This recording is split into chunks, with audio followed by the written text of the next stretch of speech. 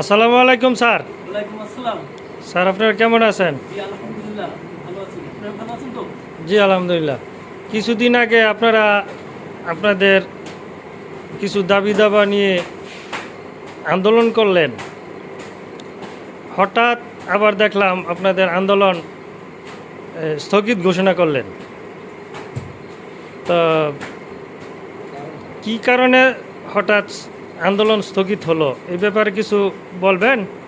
জি, এটার ব্যাপার হচ্ছে আমাদের জ্বালানি মন্ত্রণালয়ের সিনিয়র স্যার জনাব সচিব স্যারের আশ্বাসে আমরা আন্দোলন থেকে উঠে আসছি এই কারণে যে তিনি আমাদের আশ্বস্ত করেছেন যে এক সপ্তাহের মধ্যে আমাদের একটা কমিটি গঠন হবে।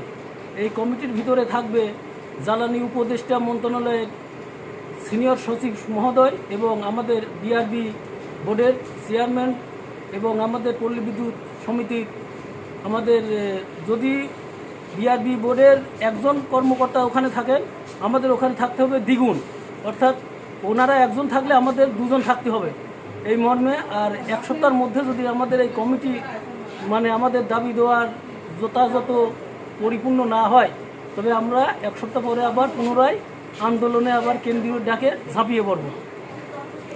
ওকে, ধন্যবাদ স্যার।